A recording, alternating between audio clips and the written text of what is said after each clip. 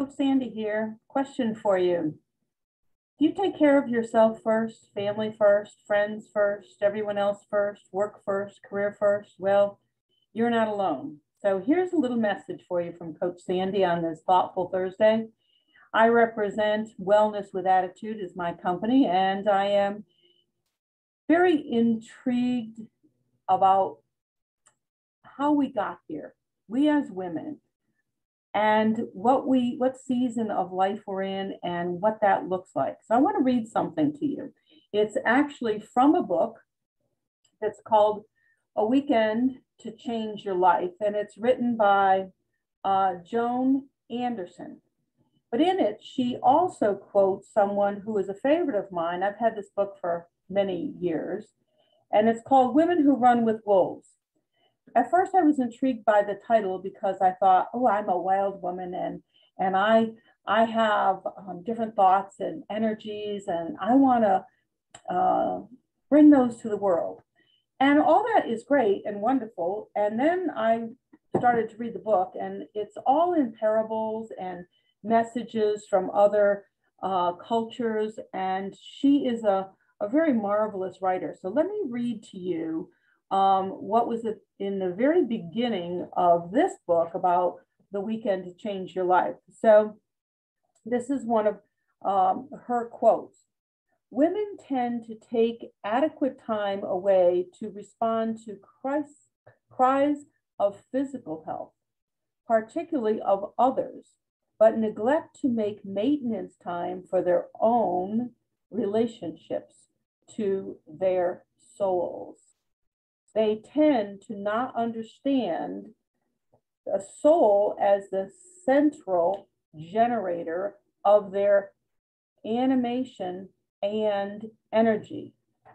Many women, see if I can turn the page,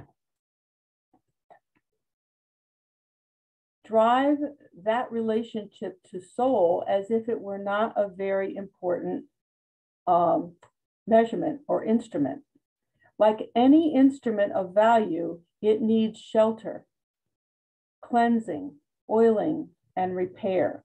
Otherwise, like a car, the relationship sludges up, causes deterioration, and in a woman's daily life, it causes her to use up an enormous amount of energy for the simplest of tasks, and finally bursts down out on heartbreak, away from town and telephone. Just like the car, as it breaks down, she too breaks down. So she breaks away from those relationships. She wasn't honoring herself. So maybe it's time to take a walk. Take a walk for yourself. Take a walk back in time. Take a walk through your old story, and take a walk into gratitude. The course that I've been doing this past 2 weeks, and we have one more week to go, is all about gratitude. So I'm going to take a tip again from her and combine it with something that I have asked my clients to do as we've been in these 3 group coaching sessions. So number one, I want you to take a calendar, a physical one perhaps, one on your computer if you prefer, or your phone, and on it write down in every blank something to be grateful for. So it could be food, it could be aroma, it could be your body, it could be the mechanics that support you in your home, it can be technology, it can be the beautiful sunrise. So it can be anything that you want, but every day you take a look at that word and you ponder it and you think, how can I be grateful for that today? And then the second thing I'm going to encourage you to do, whether you do it for a week, that's good. But if you can do it for a month, record your activities. So just a word, cooked, walked, laundry, work, whatever your activity is. And then take a symbol.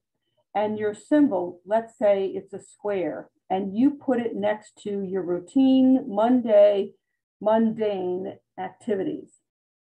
Not good, not bad, but just something that falls on your shoulders that you're responsible for. So that might be a square. And then you put a circle next to things that you do to prioritize your family. So maybe you sit and read with a child. Maybe you sit and have a glass of wine with a partner, a friend, a spouse, whatever that might be. That would be your connected relationship time. Now, then you take a squiggly line, and the squiggly line represents something that you do just for yourself.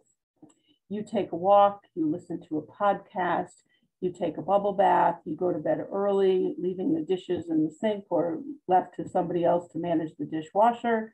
So things that you take just for yourself. Maybe it's a cup of tea and reading.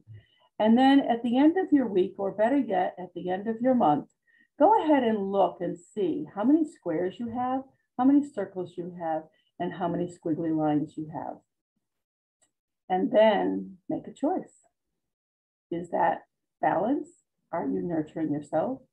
Are you taking care of your connection to your soul, your higher purpose, your mission?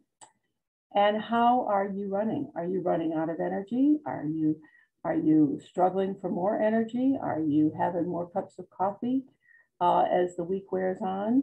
So please take a look at what you're doing for yourself, monitor that, and perhaps you want to consider joining in one of the coaching sessions. The next one will be on expectation. So my favorite theme is act without expectation.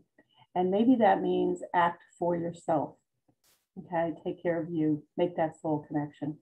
This is Sandy, Coach Sandy, Wellness with Attitude, signing off. Reach out if I can be of service.